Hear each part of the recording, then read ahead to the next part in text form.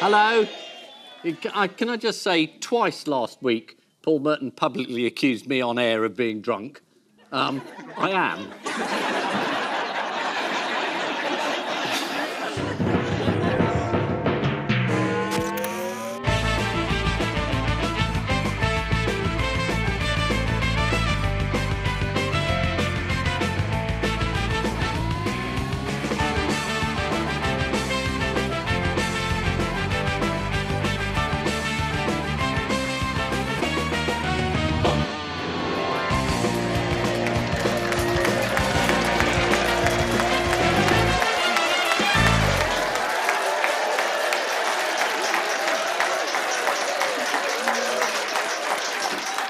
Good evening, welcome to Have I Got News For You? I'm Steph McGovern. In the news this week, in Nottingham, there's a heartfelt response from one onlooker as a postman slips and breaks his ankle.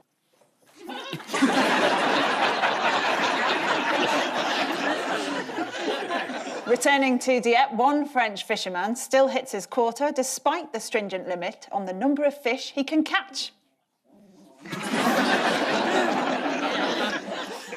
And despite constant assurances that they would be together for life, one resident in Marlow is furious to discover her partner's moved in with that trollop at number 3.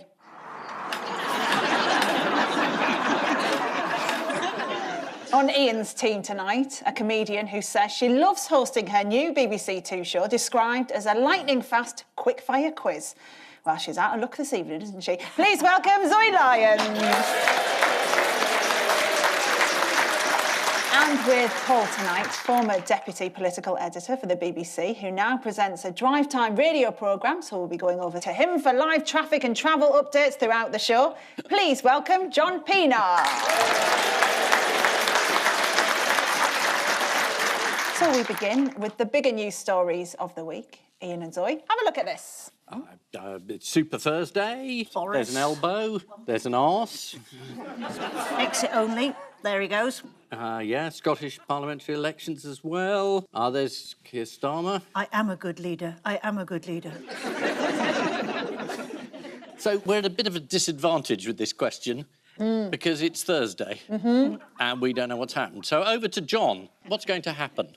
Well, everybody's watching Hartlepool, the Hartlepool by-election and the Scottish elections, which are both going to be, one, tough for Labour, that's Hartlepool, win or lose, and for Scotland, it's going to be tough for the Union, however well the Scottish... Thanks, that's all we've got time for, John. What I'll tell you about Hartlepool, Labour's problem there has been that they've had a problem matching Peter Mandelson's working-class credibility. Yeah, you're right, this is Super Thursday. It really was, wasn't it? It was pretty super in the polling booth I went to. I took my own pencil. Oh, yes, because you're meant to. Yeah, you've got to be very careful reasons. now. You don't want to share it. I know, but don't you enjoy when you go to a polling station taking the pencils? Like, do you remember at Argos as well? Did you ever go... Do you know what Argos is, Ian? You lost me on taking the pencils. No, but it's... That's Sometimes the joy gets of it. confused between Argos and voting, because the last time you voted, you left with a fridge freezer. Well, I was promised it by the politician. Yeah, you promised it. Yeah, so where did some early morning voters in Oxford have to cast their ballot? Do they have to do it by Zoom? No, it was in a car boot, because it was supposed to be in a local church, but the warden overslept. What has the Mirror been calling Hartlepool? Fartleypool. No, they've been calling Hartlepool the blockbuster Westminster ballot.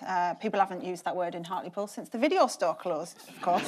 Is it the first time that it will not be Labour since... 60s. when? Yeah, that's right. 64? Yeah, 70, mid-70s. That's all we got time for, John. How come the Tories are doing so well in the north, John? Because Labour keep on telling people off for getting it wrong instead of listening to the reason they don't like Labour anymore. Labour has got an enormous job. It's going to need a, well, if not a new leader, a whole new way of doing it, and possibly both. Didn't they try the new leader? Yeah, they did. It was never going to be easy for Keir Starmer in a pandemic at all. But right now, they pretty much tuned him out. We'll judge him when they start listening, which will be soon, and we'll see whether he's got what it takes. Basically, the Tory campaign was vaccination. Yeah, well, yes. That's it. People like the Tories because of vaccination, and they don't mind the fact that you can't believe a word Boris Johnson says. And that's what you hear from anyone and almost everyone, including his own MPs, including Tory voters, which tells you people don't like politics anymore. And that's not bad for Boris Johnson. So they don't care? They don't care much. That's depressing, isn't it? Yeah, I knew it was going to be a cheery first round. Do you know what? I think it might be down to their innovative campaign videos. Do you want to see one by the Tory candidate in one area of Blackburn? This Absolutely, and I'd fight anybody Tiger. who tried to stop me. This is Tiger Patel.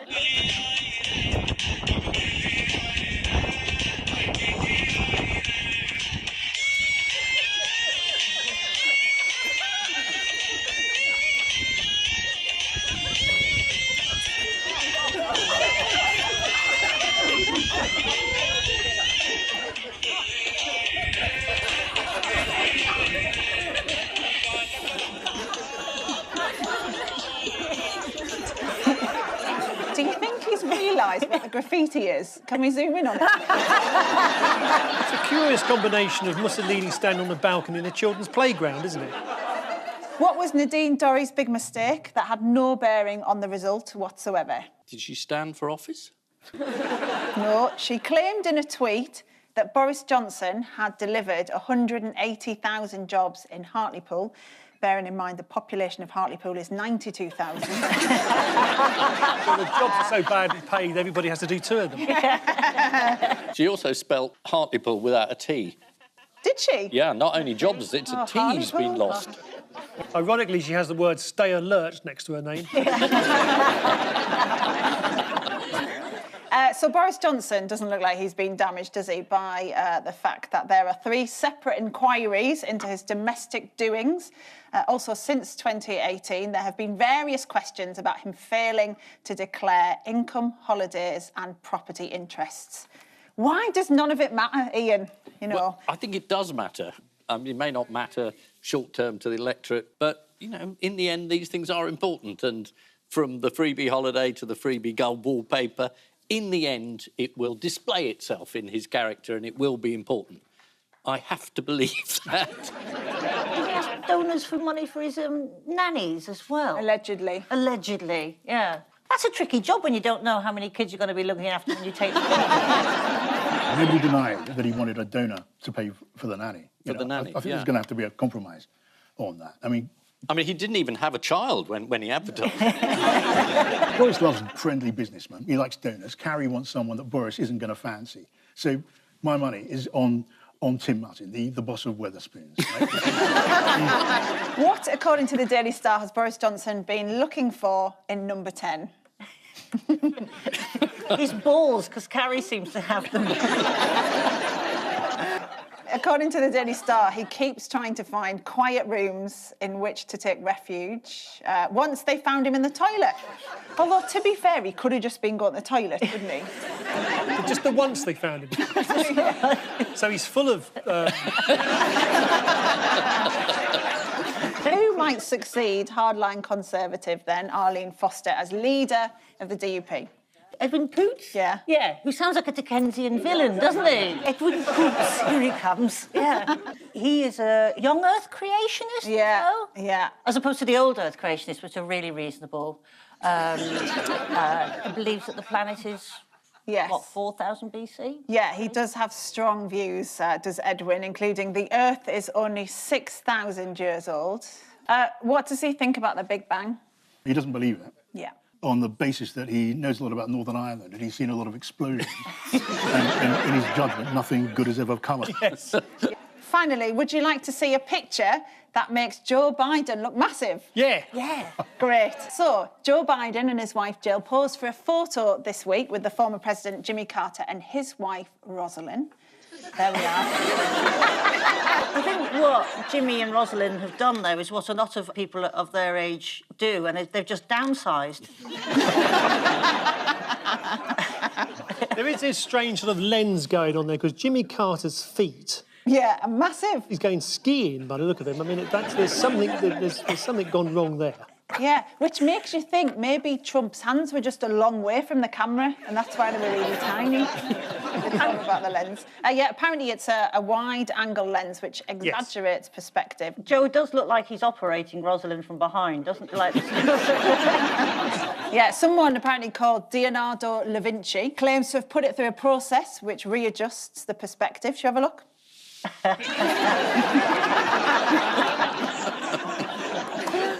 This is Super Thursday, though I'm guessing that's not what Keir Starmer is calling it. This could be the last we see of the Red Wall. Well, it definitely will be if Carrie Symonds has got anything to do with it. The Prime Minister was this week accused by a Downing Street insider of being absolutely useless when it comes to IT, which is surprising, given all those free lessons he had from Jennifer Akruri. Paul and John. Yes. Take a look at this. Yes. Fish. We've left the European Union, and so now it's war. Yeah. This is the news that France and the UK may soon be at war over Jersey. What's ruffled the French? This is the new trade deal, which means that Jersey gets to give out the licences. And the French fishing fleet thinks they're too slow and thinks it's a rotten deal. And it probably isn't a very good deal. I mean, it's not only our fishermen who thinks this is a terrible deal. You know, the French fishermen are furious with Macron for giving in. With mackerel? With mackerel. Yeah, President Mackerel. And, you know, like with their lorry drivers, they were going to blockade the port of St Helier in Jersey. And then the French, because we're in this new friendly atmosphere post-Brexit, the French said, right, we're going to cut off the electricity supply. I mean, the whole of Jersey is kept alight on a cable, which is a fairly major declaration of hostility. At which point Boris thought, it's Thursday, let's send in the gunboats. And then the French sent some boats. But I believe it's de-escalated. Is that right, John? Yeah, the French went home for tea. And said, calm down. Who was it that struck the most fear into the French? Oh, it was someone with a vaccine. No, it's the Jersey Militia Reenactment Group. Oh. One member was seen firing on the French boats with a musket. Let's have a look.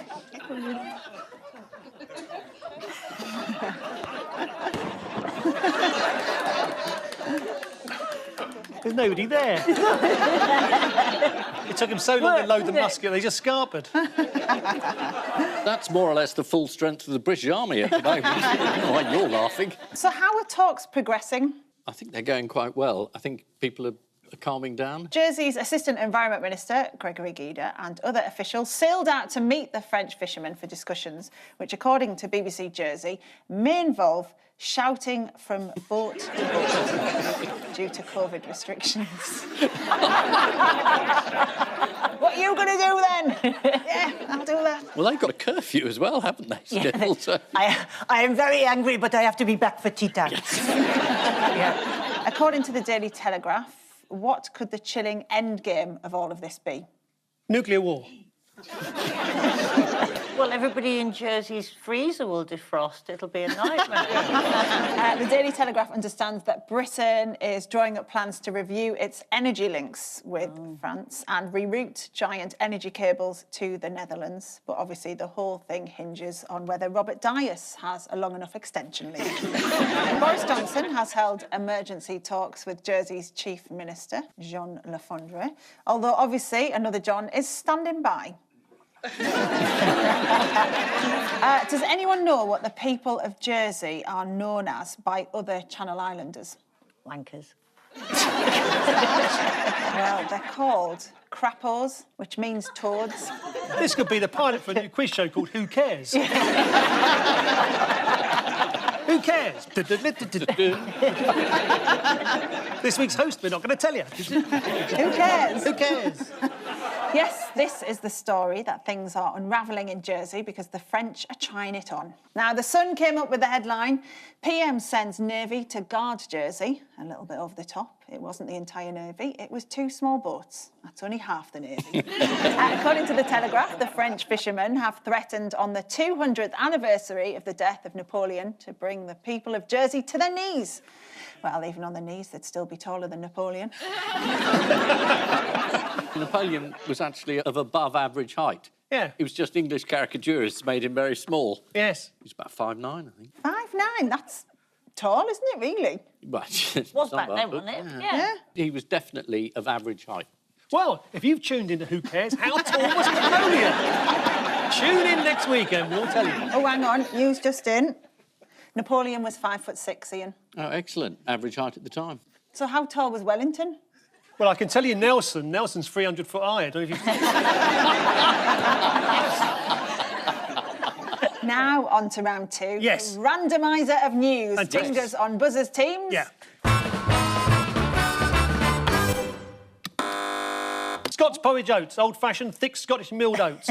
Yeah, what about them? No idea. A change in the artwork. They decided that a man wearing a kilt and a vest and throwing a bomb isn't what they want, so they're going to go for something else. Yeah, they've had a makeover of the Scott's Oats porridge man.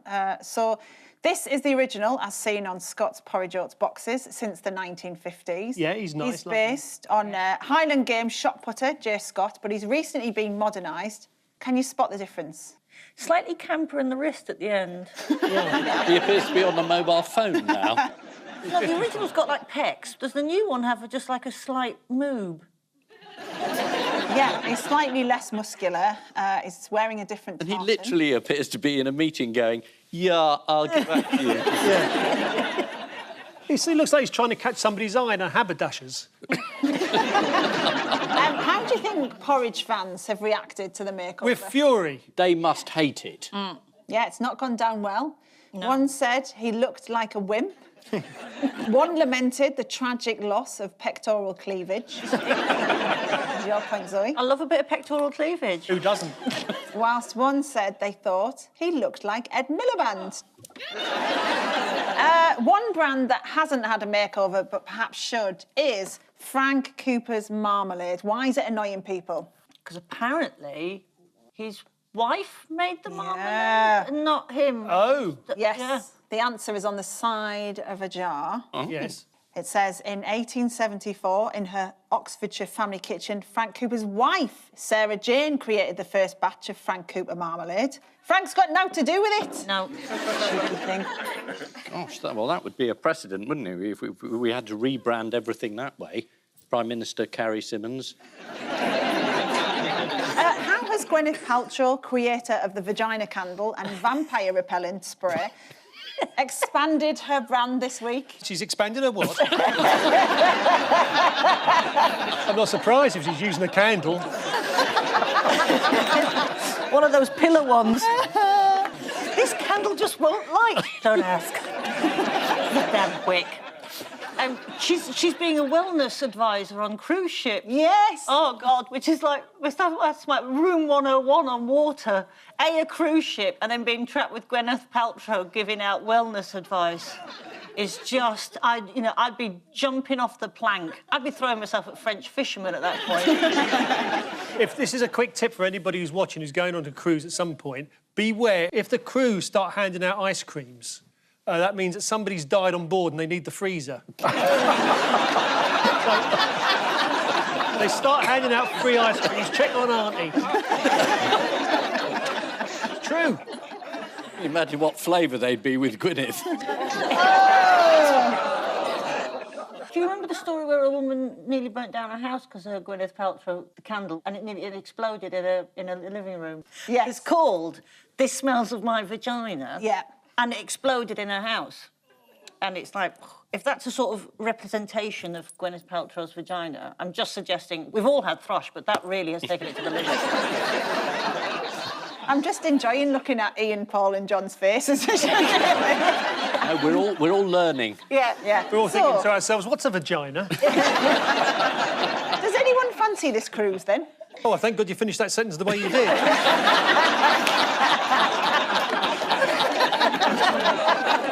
Is there a buffet involved?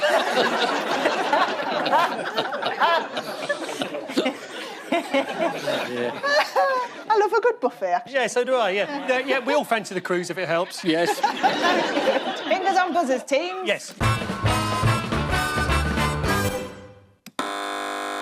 Are yeah, this is a big rave being held in Liverpool the weekend, or was it Thursday and Friday, I think, something like that. A bunch of people, 6,000 people have got together in a club and to see, and they're all tested beforehand, and to see basically, you know, whether the virus will spread in such an environment, but hopefully it won't. And it's the first of getting back to normal. I thought it was the Labour campaign headquarters in Hartlepool who were hiding their disappointment when they heard that Keir Starmer couldn't make it that day.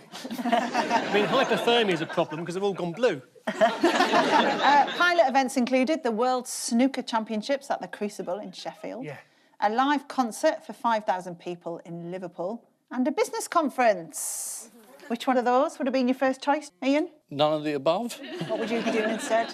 Shouting through the nearest off-licence letterbox. You open yet? I can smell it from here. Have you seen him do that as well? Yeah. Yeah? He goes out of the house with a straw in his hand and sticks it through the letterbox. Zoe? Definitely the conference, just free pens and lanyards. Oh, yes, you see, you understand. Yeah. Are you from Middlesbrough as well? No, just really tight. Yeah. Now, Northern Ireland, Wales and Scotland are also planning to lift restrictions thanks to the successful vaccine rollout. It was announced this week that 34 million people have now had a first dose, 16 million people have had a second dose, and this woman may have had 3.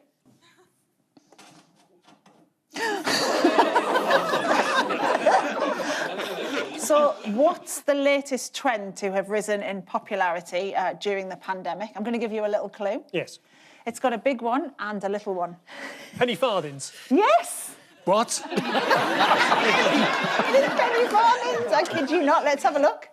Yeah, penny farthing bikes have seen a huge surge in popularity, according to the newspaper, with a 200% rise in sales. So they've sold 2 this year, none the year before. We've seen both of them. There was somebody explained to me why that was first invented rather than a bicycle with 2 ordinary wheels, but I can't remember what the explanation is. You get the smaller wheel to drive the bigger wheel, Right. but they hadn't done that bit The yet. latest bit of Who Cares? Exactly. Hang on, that's my show. Finally, do you want to see a council worker in Hull get his ride-on lawnmower stuck in a tree? Yeah. Yeah.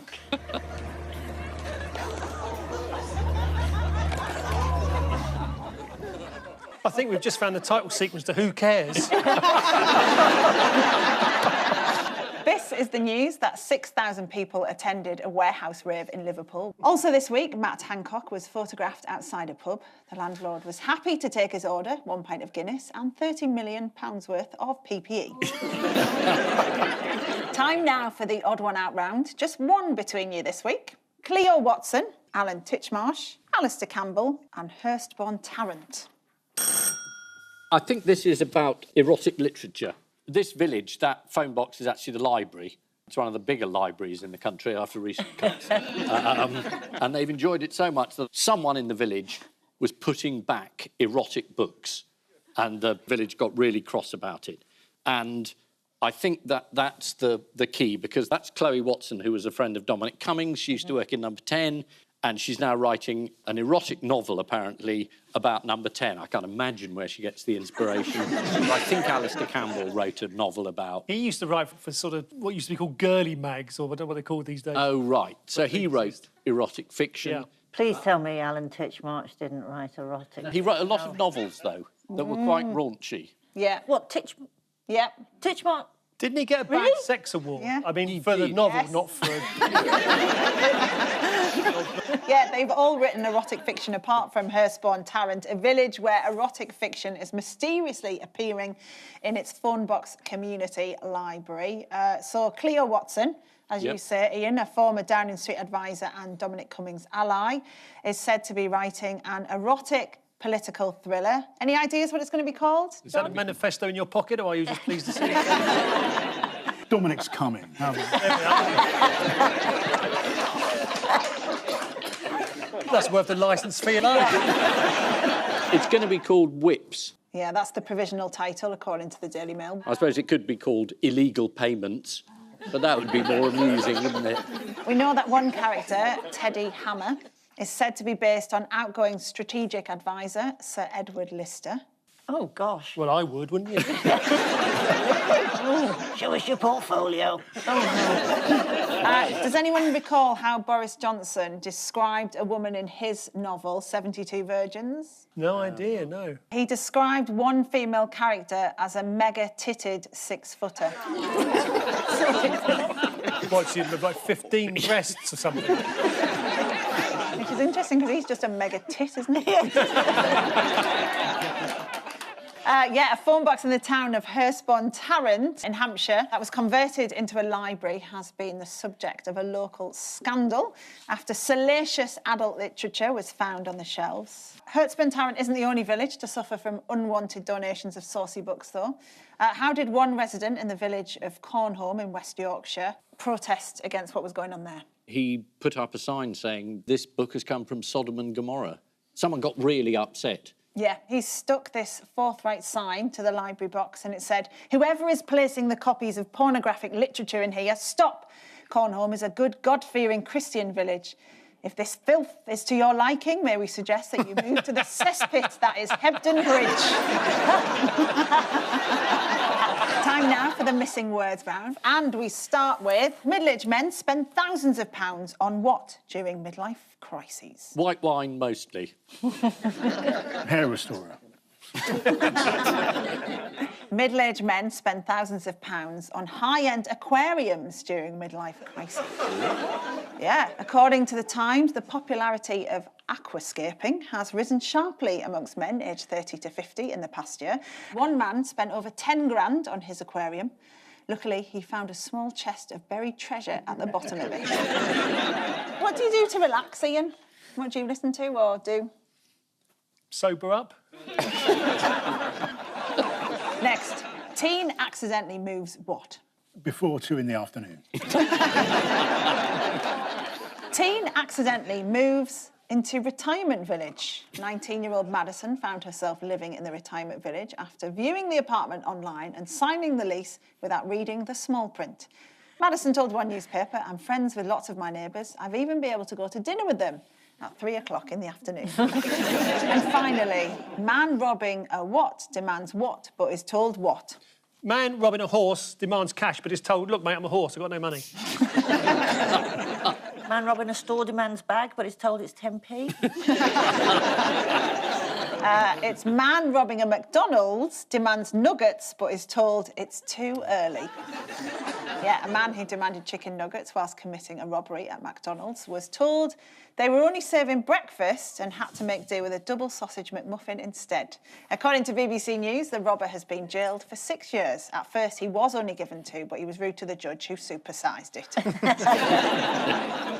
So the final scores are Ian and Zoe have 5, Paul and John have 7. Well done.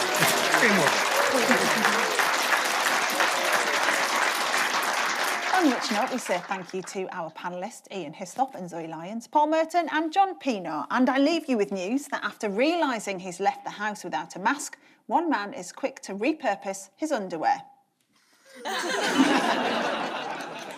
On the campaign trail, Boris Johnson unveils a discreet new method to remind him which part of the country he's in. And during a lunch break in Hyde Park, one city worker instinctively decides now would be a bad moment to get out his fish paste sandwiches. Good night.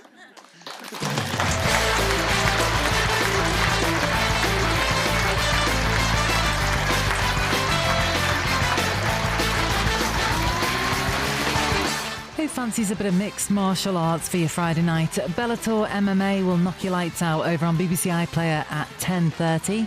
Here on BBC One, he's doing porridge. Throw away the key, I say. This time with Alan Partridge is next.